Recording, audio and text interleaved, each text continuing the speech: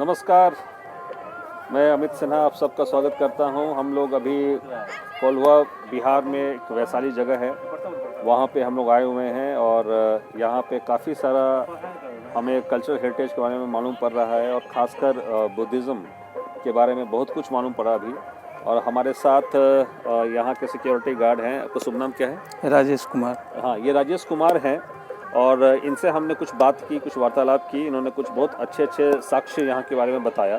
तो इनके मुँह ज़बानी समझिए कि ये है क्या और इसके बारे में इसकी क्या महत्वता है, क्या इसकी इम्पोर्टेंस है, जो बहुत लोगों को नहीं पता है, किताबों में भी नहीं लिखा हुआ है, लेकिन इनकी ज़बानी आप समझेंगे कि इसका क्या महत्व है। अब राजेश कुमार बताएंगे। सबसे पहले ये अशोका पिलर है, जो राजा अशोक के ज़माने का है और वो इंडिकेट करता है उस दिशा को जिस दिशा में महात्मा बुद्ध महापरिनिर्वाण की घोषणा करके और गए थे। हमको जहाँ तक जानकारी है, यहाँ जब से हैं हम, उतना ही हम आपको बता रहे हैं। इसके बारे में तो हम ज़्यादा स्टडी किए नहीं हैं, लोगों के सुने सुनाए बात हम बता रहे हैं। और इसको लोग आनंद स्तूपा बोलता है लोग, बौद्धिस्ट लोग, कुछ लोग मेमोरियल स्तूपा भी बोलता है। स्टेन सर अलाउ नहीं है यहाँ, सर स्टेन अलाउ नहीं है। और ये छोटे छोटे जितने सारे दिख रहे हैं, ये सब मनौती स्तूप है, जिसको भोटिव स्तूपा लोग बोलता है।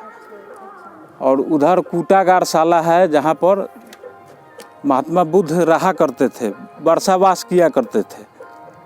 और उसके उधर पश्चिम दिशा में स्वास्तिक विहार है, जहाँ लेडीज नन लोग रहती थी। अच्छा, तो यहाँ सबसे पहले कौन नन बनी थी आप बता रहे हैं? आम्रपाली और महाप्रजापति गौतमी। गौतमी कौन थी? बुद्ध की मौसी थी, जिसको जो महात्मा बुद्ध को पालन पोषण की थी। अच्छा अच्छा,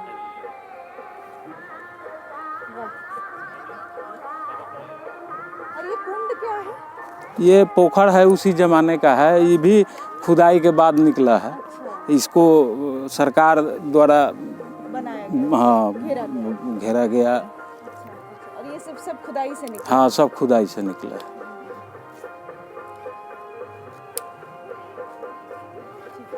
और ये सब कुछ नहीं, बाकी सब बताया कब से ये सब शुरू हुआ यहाँ पे? ये टूरिज्म हम लोग तो 3 साल से हैं, ज़्यादा जानकारी नहीं है। किस तरह से लोग यहाँ पे आते हैं? फॉरेन टूरिस्ट बहुत आते हैं। बहुत। कहाँ से आते हैं? वियतनाम, कंबोडिया, जापान, मलेशिया,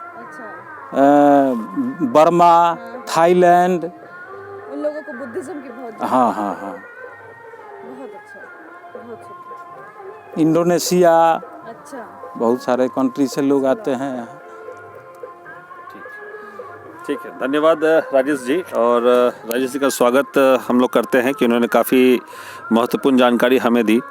और ये जानकारी शायद हमारे जितने भी देखने वाले हैं, व्यूअर्स हैं, उनको ये जानकारी सुन के और देख के उनको अच्छा लगा होगा, कुछ नया इन्फॉर्मेशन मिला होगा। खासकर आनंद स्तूप, इसके बारे में शायद इतिहास की किताबों में भी चर्चा नहीं है कि आनंद जो गौतम बुद्ध के सबसे प्रिय शिष्य हुआ करते थे, वो उनका स्तूप कहाँ बना, इसकी जानकारी बहुत कम लोगों को है। ये अब आप लोग जान चुके हैं कि आनंद स्तूप जो है, इसको मेमोरियल स्तूपा भी बोलता है। हाँ, इसको मेमोरियल स्तूप भी कहा जाता है। ठीक है। और जैसा मैंने आगे पढ़ा, आर्कियोलॉजिकल सर्वे ऑफ इंडिया के द्वारा जो इंस्क्राइब्ड किया हुआ है मैसेज है, उसके अनुसार यहाँ बुद्ध आए थे और यहाँ पे कोई एक मंकी किंग हुआ करते थे, जिन्होंने बुद्ध को हनी दिया एज ए गिफ्ट।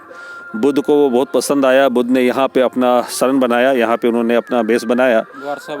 हाँ, और यस बिल्कुल। और चूँकि उस समय होता यह था कि जब बारिश की मौसम होती थी, तो ये जितने भी बौद्धिक भिक्षु होते थे या बुद्ध खुद भी होते थे, तो वो कहीं पे जाके रेस्ट करते थे। तो उन्होंने इसको रेस्टिंग प्लेस बनाया। और चूँकि यहाँ से बस नज़दीक में ही आम्रपाली का भी कह सकते हैं कि क्वार्टर था और उनका हेडक्वार्टर था। तो आम्रपाली यहीं पे आके बुद्ध से उन्होंने मुलाकात की और यहीं पे उनको नन के रूप में बुद्ध ने कन्वर्ट किया। ठीक है।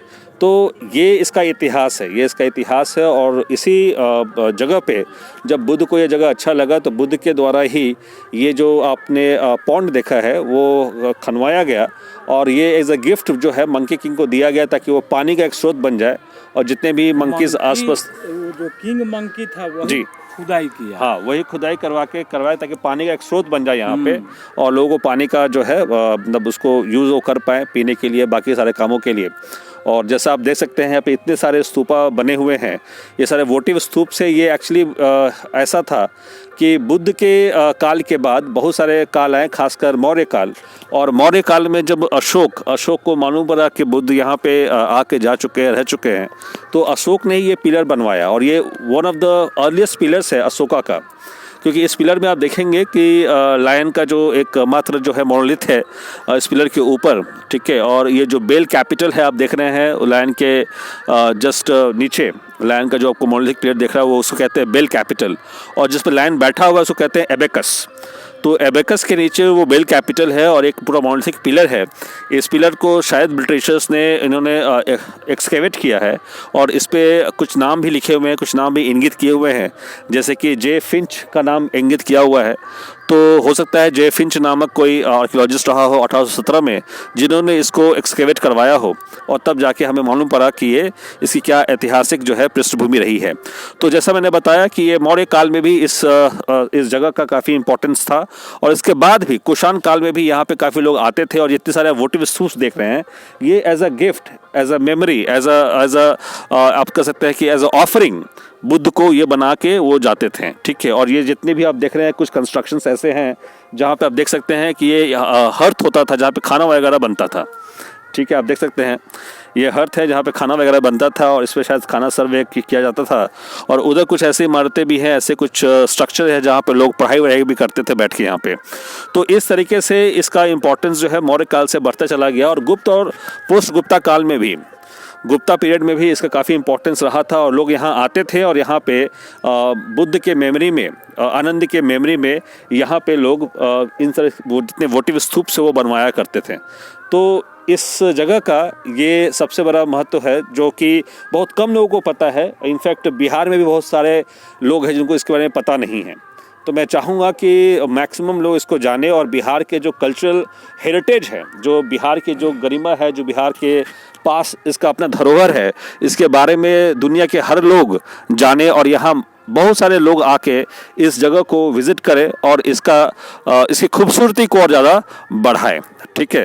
तो मैं इसी के साथ आप लोग को अब बाय बाय कहता हूँ और मैं फिर दोबारा जो है आपको जल्द ही इस पे फिर से कुछ और नई नई बातें बताऊंगा। और मैं इनका जो है ऑफ कोर्स शुक्रगुजार हूँ, उन्होंने काफ़ी अच्छे इन्फॉर्मेशंस दिए और इस तरीके से आप लोग भी इनको थैंक्स कहिए कि इन्होंने काफ़ी अच्छी ये ड्यूटी यहाँ कर रहे हैं दिन रात। और इनफैक्ट इनका एक सबसे बड़ा दायित्व ये है कि इस स्मारक को कोई भी क्षति ना पहुँचाए, चाहे वो बच्चा हो, चाहे बूढ़ा हो, चाहे कोई व्यक्ति हो जिसको इसके बारे में बहुत ज़्यादा नहीं पता हो, उसको क्षति न पहुंचाए। और उनके बारे में ये बताते भी हैं लोगों को कि आप इसको कैसे रख सकते हैं, कैसे इसको धरोहर को प्रोटेक्ट कर सकते हैं। तो थैंक यू, आपका बहुत बहुत धन्यवाद। आपने बहुत अच्छा इन्फॉर्मेशन हमें दिया। Thank you to all of you. Thank you.